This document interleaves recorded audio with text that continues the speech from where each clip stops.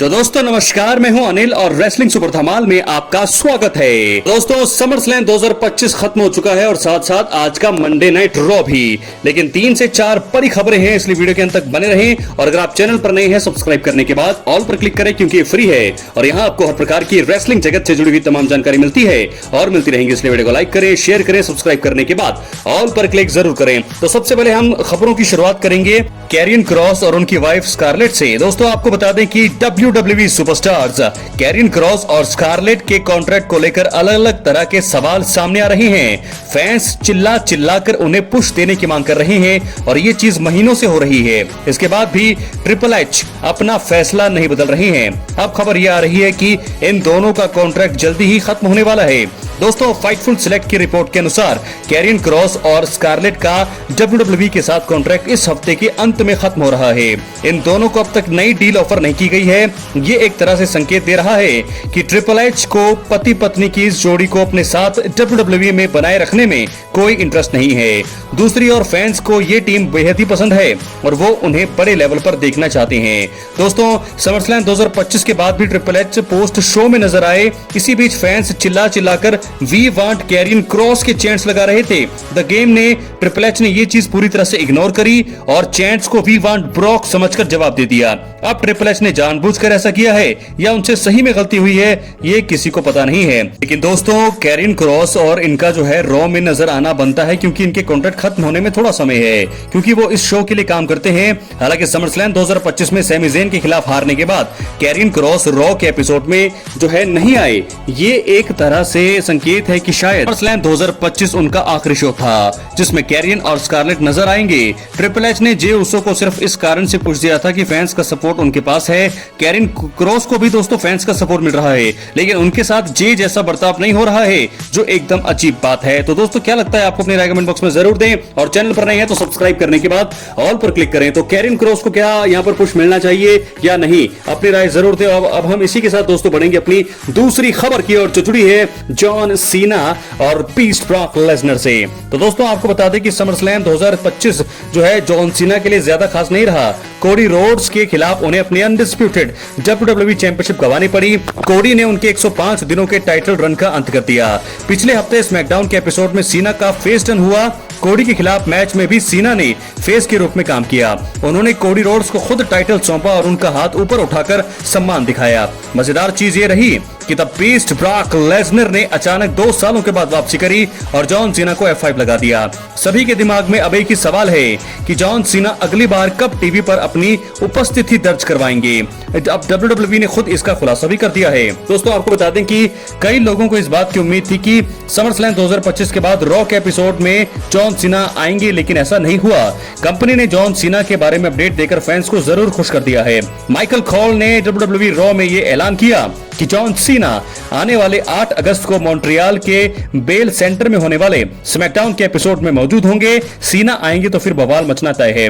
अब कई लोगों का यह भी कहना है कि ब्रॉक लेसनर भी स्मैकडाउन में आ सकते हैं। ऐसा हुआ तो फिर फैंस का रोमांच दुगना हो जाएगा। WWE द्वारा इनके बीच आने वाले प्रीमियम इवेंट में मैच बुक किया जा सकता है और मुझे लगता है कि एक स्टिपुलेशन मैच होगा जॉन सीना और ब्रॉक लेसनर के बीच क्लैश इन पेरिस में। मुझे लगता है क्लैश इन पेरिस अगला इवेंट है, तो इसी इवेंट में जॉन और ब्रॉक लेसनर आमने सामने आने वाले हैं। तो दोस्तों आपको बता दें कि जॉन सीना के बारे में बात करें तो जॉन सीना ने पिछले साल ऐलान किया था कि साल 2025 उनका आखिरी साल होगा। इस साल की शुरुआत में हुए रॉ नेटफ्लिक्स डेब्यू एपिसोड में सबसे पहले सीना ने एंट्री करी। इसके बाद उन्होंने रॉयल रंबल मुकाबले में हिस्सा लिया। सीना ने एलिमिनेशन चेंबर 2025 में हुए चेंबर मुकाबले में जीत हासिल करी और उसके बाद जो है हील टर्न लिया रॉ के इशारे पर। रेसलमेनिया 41 में सीना ने कोडी को हराकर अपने करियर में 17 बार वर्ल्ड चैंपियनशिप जीती है। लेकिन फिलहाल समरस्लैम 2025 में वो अपने टाइटल को कोडी के खिलाफ हार चुके हैं और सबसे बड़ी बात है इसके बाद ब्रॉक लेसनर का भी आगमन हुआ और ब्रॉक लेसनर ने F5 देकर के जॉन सीना को भी चारों खाने चित कर दिया। तो बहुत ही खराब समरस्लैम निकला है। आखिरी समरस्लैम जॉन सीना का बहुत ही खराब निकला है। तो अब आने वाले समय में यानी कि आने वाले जो स्मैकडाउन जो आ रहा है वहां पर जॉन सीना आएंगे। जॉन सीना आएंगे तो ब्रॉक लेसनर भी आएंगे। ये आप मुझसे लिख के लीजिए, John Cena Brock Lesnar contract sign हो सकता है। कॉन्ट्रैक्ट साइन ही माफ कीजिएगा, ये मैच बुक हो सकता है, एक स्टिपुलेशन मैच। जॉन सीना मुझे लगता है चैलेंज करेंगे ब्रॉक को या ब्रॉक चैलेंज करेंगे जॉन सीना को। आने वाले ये जो स्मैकडाउन आ रहा है तो दोस्तों तैयार रहिए क्योंकि ब्रॉक लेसनर हमें दिखने वाले हैं स्मैकडाउन के शो में। दोस्तों ये तो थी बात जॉन सीना और ब्रॉक लेसनर की, लेकिन अब हम बात करने वाले हैं एक ऐसे सेगमेंट की जो आपको बता दें कि बहुत ही ज्यादा खतरनाक रहा। बेकी लिंच और निकी बेला का जो सेगमेंट था दोस्तों सबसे ज्यादा चर्चा का विषय है। दोस्तों आपको बता दें समरस्लैम 2025 के बाद रॉ का पहला एपिसोड शानदार रहा। फैंस को तगड़े मुकाबले और सेगमेंट देखने को मिले। Women's intercontinental champion Becky Lynch ने भी एंट्री करी। बेकी लिंच ने लायरा विल्किरिया का मजाक उड़ाया। उन्होंने कहा कि अब उन्हें अगला चैलेंजर पर ध्यान देना चाहिए। निकी बेला ने बेकी का सामना किया। दोनों के बीच काफी बहस हुई। अब बेला को उस समय शर्मिंदगी उठानी पड़ी जब बेकी लिंच ने दिग्गज जॉन सीना का जिक्र किया। फैंस भी इस दौरान काफी एक्साइटेड हो गए थे। आप जानते हैं कि कुछ साल पहले ही निकी बेला और जॉन सीना रिलेशन में थे। दोनों काफी चर्चा में रहे। इनका रिश्ता इतना मजबूत था कि उन्होंने सगाई भी की। हालांकि इसके बाद चीजें कुछ सही नहीं रही और दोनों अलग हो गए। दोनों अपनी जिंदगी में आगे बढ़ चुके हैं और इसके बाद भी जॉन सीना का नाम अब भी निकी बेला के खिलाफ प्रयोग किया जाता है। निकी बेला ने बेकी लिंच के पति रॉलिंस के नाम का जिक्र किया और यह गलती उनके ऊपर भारी पड़ गई। बेकी लिंच ने भी इसका करारा जवाब दिया। लिंच ने कहा कि कैसे वो और रॉलिंस अब WWE के सबसे पावरफुल कपल हैं जो कि बेला और सीना हुआ करते थे। बेकी लिंच के इस तंज को फैंस की जबरदस्त प्रतिक्रिया मिली है। बेकी लिंच ने यह भी कहा कि बेला अब सीना को नहीं देख सकती। इसके बाद तो निकी का मुंह भी शर्म से लाल हो गया है। दोस्तों बेकी लिंच की बातों को सुनकर निकी बेला इतने गुस्से में थी कि इन्होंने चैंपियनशिप के लिए चुनौती पेश कर दी है। बेकी लिंच ने इसे स्वीकार न करते हुए उन्हें चीप शॉट मारा और वहां से चली गई। कंपनी ने अब इन दोनों के बीच मैच के संकेत तो दिए हैं। आने वाले 31 अगस्त को क्लैश इन पेरिस होने वाला है। यहां पर दोनों के बीच वुमेन्स इंटरकॉन्टिनेंटल चैंपियनशिप के लिए मैच हो सकता है। क्या है आपकी राय? अपनी राय कमेंट बॉक्स में जरूर दें और चैनल पर नए सब्सक्राइब करने के बाद ऑल पर क्लिक करें क्योंकि फ्री है और यहां पर आपको हर प्रकार की रेसलिंग से जुड़ी हुई तमाम जानकारी मिलती रहेंगी।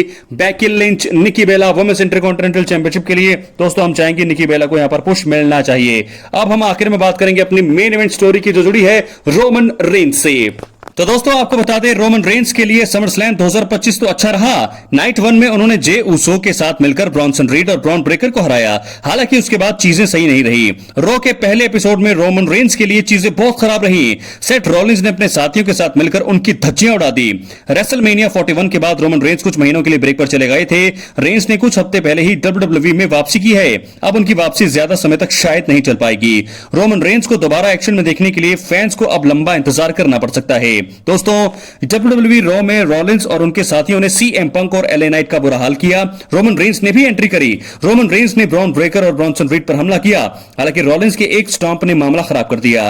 ब्रॉन ब्रेकर ने इसके बाद एक स्पीयर रोमन रेंस को दिया और उसके बाद ब्रॉन्सन रीड ने तो लगातार 3 सुनामी रोमन रेंस को दिए। दोनों ने मिलकर अब रोमन रेंस को निकट फ्यूचर यानी कि आने वाले भविष्य में फिर से एक्शन से बाहर कर दिया है।